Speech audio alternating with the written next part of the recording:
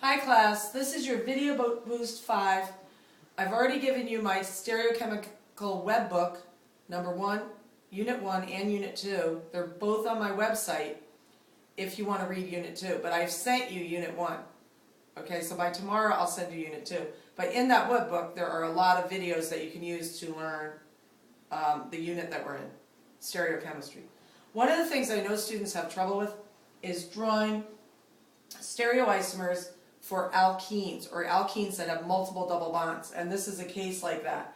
And the problem is people have trouble getting started, and they don't know what they're supposed to do when someone says draw all the stereoisomers. Can you see that? Mm-hmm. Draw all the stereoisomers. What does that mean? Sometimes when you're asked this question, you are given a structure and it's already written as a particular combination of stereocenters, or it's a particular stereoisomer. When you're given one stereoisomer, you have to generate all the others from it.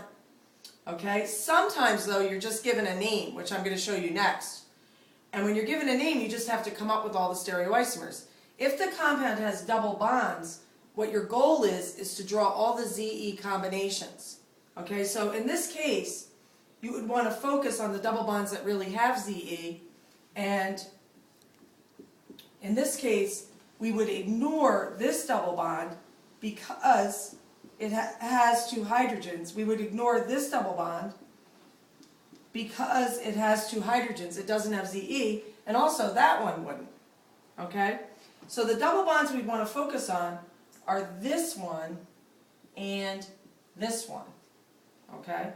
Now, what would be all the permutations? As we've mentioned in class, when you have two double bonds that can have ZE, there are 4 permutations.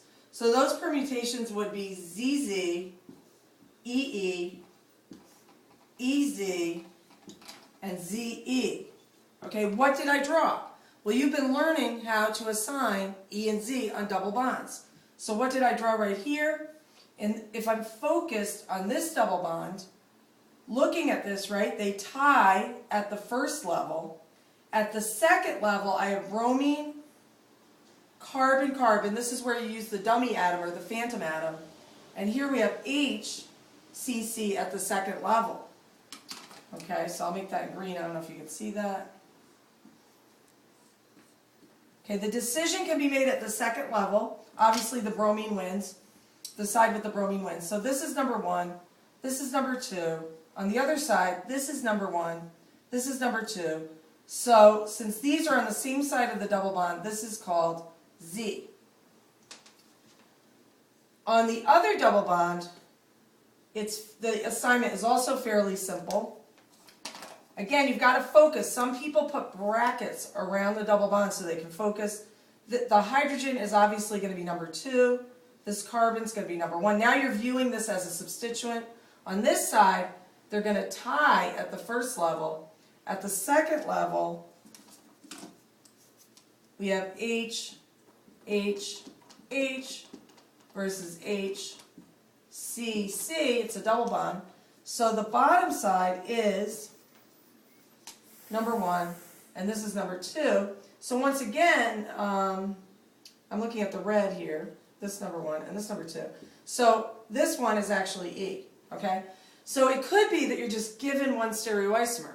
So the question is, how do you generate stereoisomers from that? This is what people have trouble with, and what I would suggest is if you have to draw all the stereoisomers, just draw the part of the framework that has the ZE and then fill in the rest.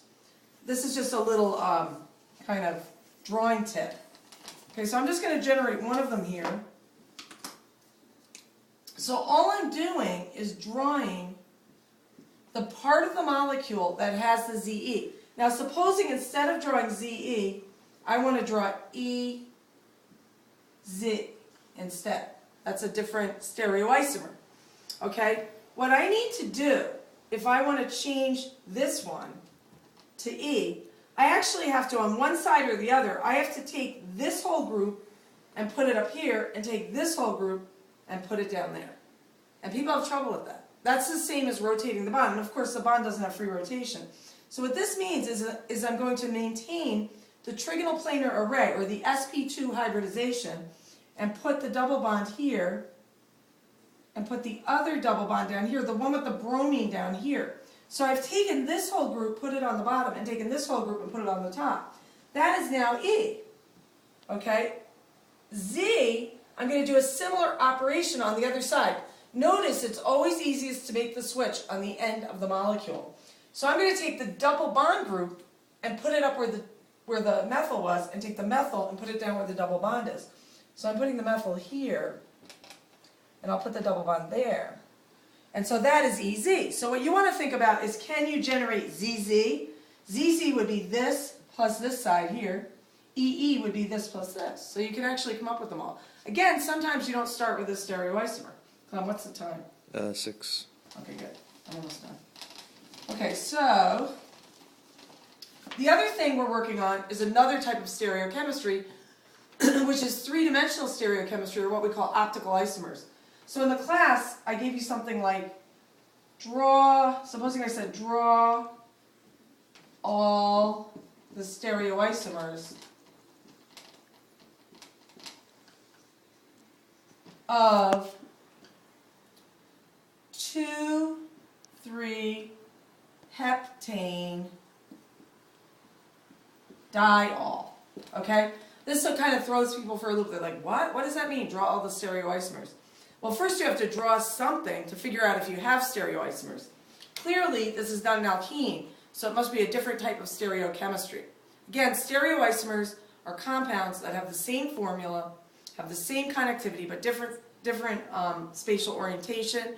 That could either be EZ on a double bond, or it could be RS on an asymmetric carbon. Okay, so this case looks like it's going to be an asymmetric carbon because there are no double bonds.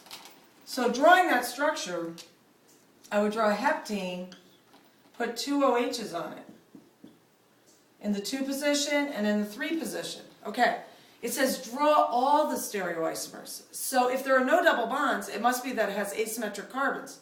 Where are the asymmetric carbons? This carbon is an asymmetric carbon, as is this one. Remember from Friday, we were saying an asymmetric carbon is a carbon with 4 different groups. If you want to draw all the stereoisomers, what you need to do is put it in 3 dimensions. To put it in 3 dimensions on this kind of structure, you would want to use wedges and hashes. So what I'm going to do is very arbitrarily make this a wedge and make this a wedge. I had no reason for doing that except to make it 3D. Remember from class, tetrahedrons are like intersecting V's, like that. If you use the framework as the in-plane V's, that means the substituents are going to have to be the out-of-plane V. The H is right behind this OH, and it doesn't matter which side I draw it on, the right or left, as long as it's going back. Okay? In other words, I could have drawn this. This is just as good. Okay? It gives the same information. So what did I draw here? This is the R. R, you should check that and see if that makes sense to you. We're going to be working on that in class. But what else would you want to draw? You'd want to draw the SS, right? You would want to draw the RS, and you'd want to draw the SR. Now this is one where we started from scratch. How do you get at those? Well, for example, if I wanted to go to the SS, what I would do is switch 2 groups on both centers. That means just like the alkene case, I'm taking the groups out, reattaching them. So it would be like now the OH is going back and the H is coming out, the OH is going back, the H is going out. Now you can practice assigning your RS using Coninville-Prelog. You can practice these. You will discover that these are SS if you check them out. How would you get the SR? How would you get the RS? Think about that. Another way you can do it, what's the time, Clem? 9.5. Ooh, 9.5 minutes. Well, the other way to do it is using fissures. And the thing I want to point out about fissures is that fissures have to be on a vertical. Okay, so this is what it would look like. The fissure would look like one of them on a vertical. These are the asymmetric carbons. Notice how I just filled the groups in around. Okay, so I'll see you tomorrow.